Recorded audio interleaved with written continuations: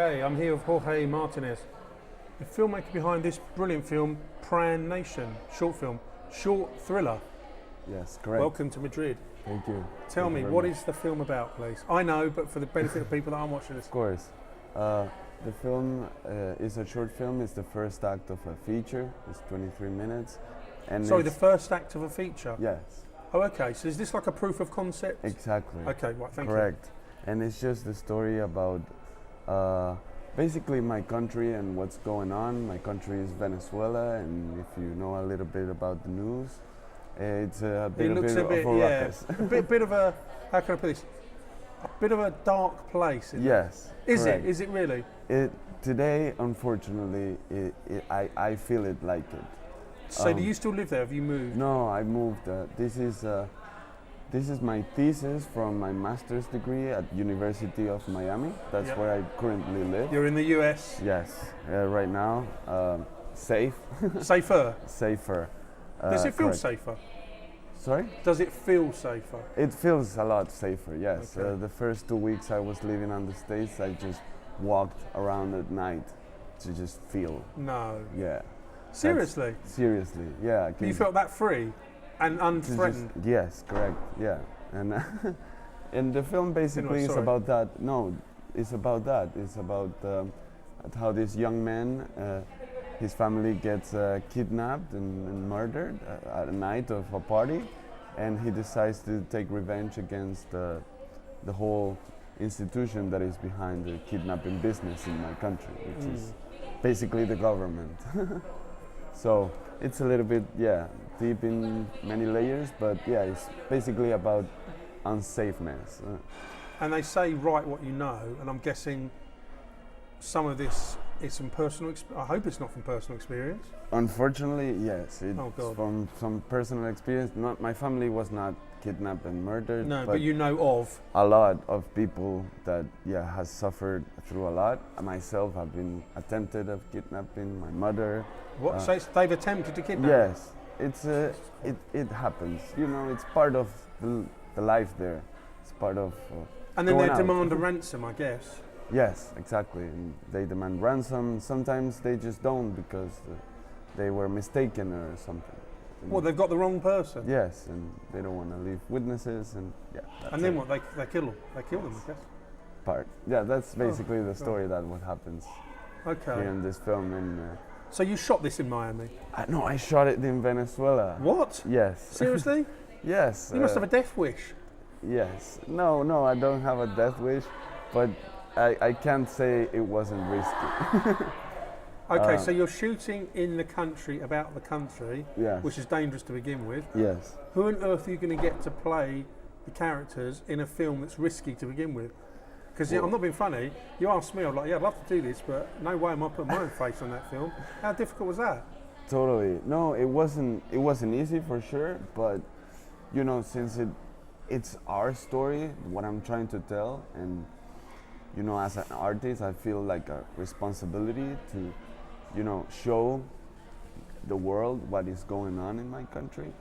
People like these great actors felt that, and they went with it, you know, because it's trying to be very honest, and that's what they connected to. And how, sorry, do carry on, please. No, half of them more are already out of the country. We shot this in late 2016. So they made the film that went bye-bye. Yes. And where Some are they of now? In the them. States? Some of them. The main guy is not. He's still in the country. He's the face of the whole movie. Right. And he's still over there. He's a great young actor, and he's gonna do great things. But you know, he's still there, and it's not safe. And I can say we didn't have crazy moments during the shooting. Did you have anything tricky happen? Well, the first day of shooting, while we were shooting this time lapse of that starts the movie, it was inside of a university, and while we were shooting, we were rapping, and they told us. When you say rapping, you're not rapping singing or No, rapping the film? rapping. Okay. After shooting, I was actually doing casting while shooting the first shot because it was a long process. But we wrapped everything, and they tell us, guys, you shouldn't go right now because there's a kidnapping going on inside of the university. Police is Inside the university. Police is chasing. What kind of world is this? Prank Nation. It's a crazy magic realism world, and that's what I'm trying to show. And that's when I said, okay, I'm doing the right thing. This is what's going on the first And it's day really of shoot. going on, yeah. It's really going on. Then I'm not wrong, and you know that carried me through the whole film. So Jorge, are your family still living in Venezuela? Have they come with you? My dad is still there. My grandparents are still there. My uncle. Yes, I have a family still. And how did you get from Venezuela? Did you just literally catch a plane? I'm sure it wasn't that easy. How did you get into the US? Well, I went to study. Oh, you said Miami. Yes, yeah, of course. I went to study my master's degree, and the University of Miami was kind enough to lend me the camera that they lend for shooting thesis. You know, we had to go through like insurance and stuff, but they let me carry it to Venezuela to shoot the whole film, and that made it. That's incredible, isn't it? Better, yes. It was crazy. We had to wrap it in like, you know, our underwear, our stuff. Yeah, because you don't want anyone to find it, do you? Yes, they don't want. Yeah. So you made okay. So you're there in Venezuela. You shot the film. Yes. But at some point, your education's coming to an end, isn't it? You're going to finish in Miami, your education. I already did. Yes, but you're still in the US. Oh yes, yes. Can you stay indefinitely in the US? Well, right now my visa is still like a year and something, and I'm a Spanish citizen. That's because of my grandmother. And oh right, okay. So does that mean you can live here? I could live here. Yes, I could live in Europe. That's a good backstop, isn't it? It's a good yes. After we released in the first film festival, I have no control of the film, so we already know they have it and they know about it. So okay. So I don't know if you want to go back to Venezuela. Maybe one day. Not yet. I do. Is one of the things that I want to do the most for sure. But if push comes to shove, you've got the ability. If you can't stay in the US, you can come to Europe. That's the backstop, isn't it? Yes. So you're in a very lucky position, to be fair, aren't you? Yes, that's that's why I kind of took these controlled risks. Yeah. You know, I have to leave my country forever because I'm doing something they don't like. So do you have a Spanish passport now? Yes. You do. Okay, wonderful. Yes, that is. Yes, good luck to my grandmother that well done, yeah. She was born in Guernica, you know. In Guernica? Yes. So that's the home of Salvador Dali, isn't it? Guernica. That's where he was born. Salvador Dali? Salvador Dali. He was born in Barcelona. Picasso was Guernica. He made his great piece. Painting there, yeah. Yes. Sorry, yeah. The Guernica, that is about Guernica, about the bombings, isn't it? The bombing, and that's the reason my grandmother immigrated from Spain to Venezuela. No. Yes. What, because of that? Yes, she survived the bombing, and you know, her sister is still there. I went to visit last week.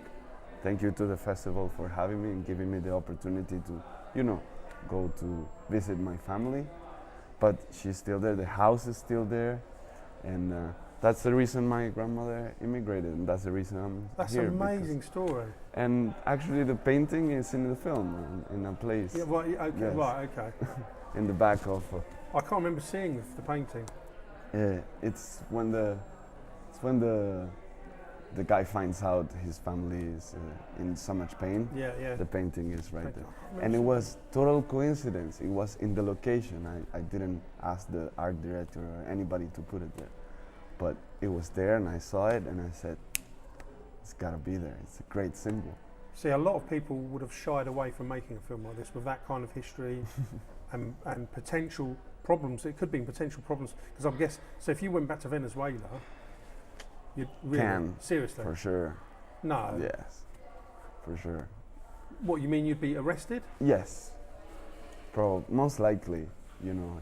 And you can't take the risk. You can't. I don't have like a judiciary order or anything, but you know, my family has gone through expropriation process, and I know they just do whatever they want, you know, from personal experience. My mother had to leave the country through like Colombia under the how you say, the frontier. Oh, the border. so through the border, across the Yes, border, yeah, she yeah. had to like undercover across the border. Her and my uncles, and yeah. So we've got no idea. Just you know, we know these things go on, but just when you Exactly. hear it, you're like, oh my god, you know, we think we've got problems in Britain, and we hear this and we think it's a horror story. Yeah, you know, that's Brexit, what's that? You got this? exactly. But you know, everybody's got their problems, and I think it's human nature to like try to overcome them, whatever they are. Yeah. But yeah, it's my greatest motivation was always like, what's going on? In people asking, hearing about it, something about Venezuela in the news. Is it really that dangerous? Is it the government that bad? Is it this happening? And always our answer, if you find a Venezuelan, will be, oh no, it's not that bad. It's so much worse. Oh. And you know, as an artist, what could I do? You know, about only tell the stories? No, let's try to bring the people into Make the film. yeah, into this little world. Okay, so let me ask you, if you knew you had an escape route, which you could get to Spain if you want, you've got the passport, yeah? If you didn't have that escape route, would you have made the film? Because you've got a way out, haven't you? Well, I do, because I could live wherever with a Venezuelan passport. I just had to go through like immigration process. Yeah. But there's no way they can drag you back, is it? That's the point, isn't it? You've got a Spanish passport, you're immune to that. If you go to a country with like no extradition, you know, kind of thing. Spain are not going to send you back to Venezuela. Exactly, no, because I'm a Spanish citizen. But you know what? I think I would have, because I've you were so passionate about it, yeah. Yeah, all through my university, what happened through my family. You know, my grandfather was like a guerrilla fighter against the government since, you know, in the late 50s. And I think that's in my blood. And all throughout my university, we fought against the government in this protest in the streets, and it was hard. It was tough. They killed a lot of people, some friends, and I always had that in me. And I think I would have made it anyways. And actually, if you think about it, maybe if you make it, it goes out, and you're still in the country, and they arrest you for it. You know, I don't want to say that that's life, but that's life. That proves a point. Yeah, yeah. That proves that, you know, you're actually making something that they feel it's hurting them. So if that, you know, brings a little light into what is going on over there and the process of, then good. You know, good.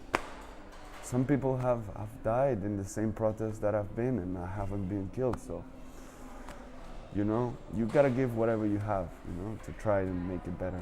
Brilliant, well done. It's a great film, and I really admire your. Thank you so much. Your bravery, really.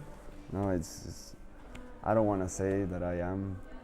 I think the people that are still there are the bravest, because they're living hyperinflation, the most dangerous country in the world, with all that oil that you have. Your country should be swimming in wealth. That's the biggest, you know, impotence. How you say, like impotency, like.